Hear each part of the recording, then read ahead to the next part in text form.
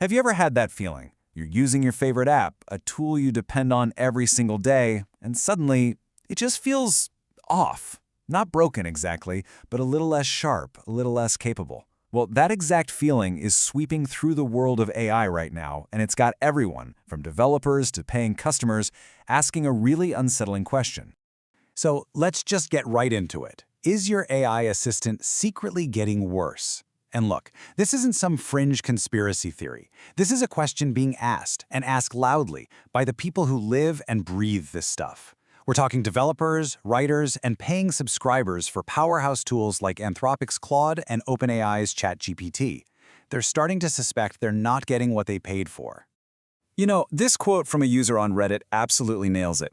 This is how the whole mystery started. It wasn't some big, obvious crash. It was subtle, a feeling. The AI wasn't broken, it just felt shallower. It's like the depth that people had come to rely on was just gone.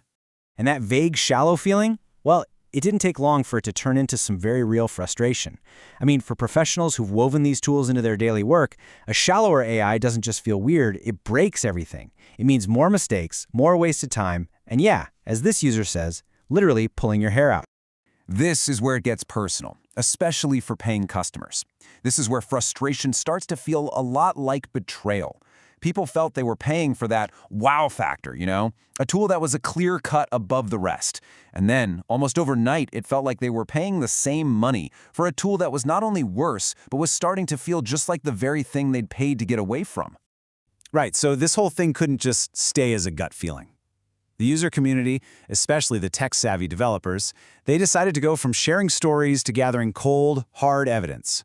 They wanted to prove what they were feeling, to turn those vague complaints into something no one could ignore. And pretty quickly, a really clear pattern started to emerge. The complaints were super specific. Users were reporting that Claude, for instance, would just give up on complicated code it used to handle no problem.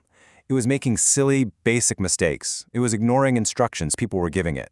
And, in a real double whammy, it was using up more of their paid credits, their tokens, to give them worse answers. The general feeling was, the AI just seemed lazier. People even started to map it all out on a timeline. The start of this year was apparently the golden age, peak performance. But then, a whole bunch of users pointed to late February as a major turning point. That's when they saw a noticeable drop. And from there, the complaints just exploded. And then, someone put a number on it, a big one. An alarming number that became this huge rallying cry for the whole community. 67%. But 67% of what? Okay, so what is this all about? A user on GitHub went through their logs and posted this super detailed analysis.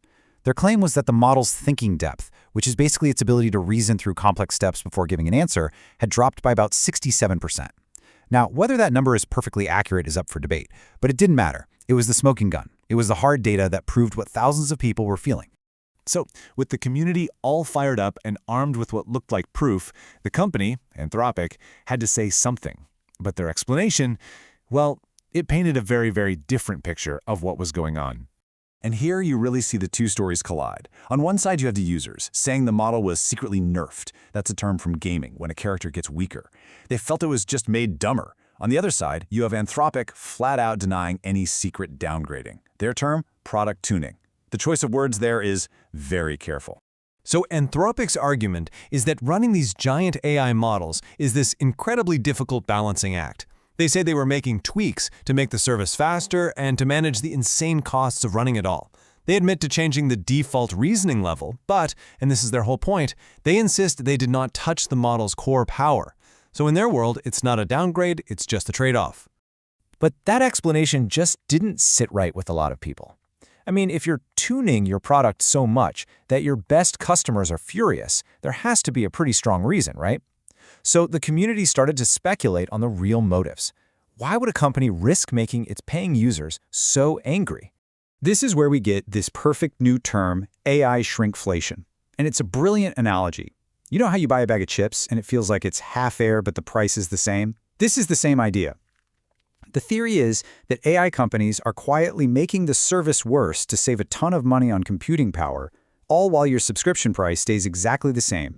And this really shows you the economic pressure cooker these companies are in. Demand from users like you and me is sky high. But the cost to run the computers for every single request we make is also massive, and it's always changing. Meanwhile, their income from our subscriptions is just this fixed, flat number. It's a business model that practically begs them to cut costs somewhere, anywhere they can.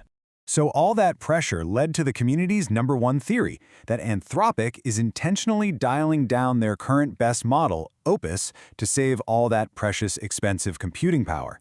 And why? So they can use it to train their next big model, a rumored project called Mythos. Basically, the idea is they're sacrificing the quality of today's service for the promise of tomorrow's product. But here's where the story gets even bigger.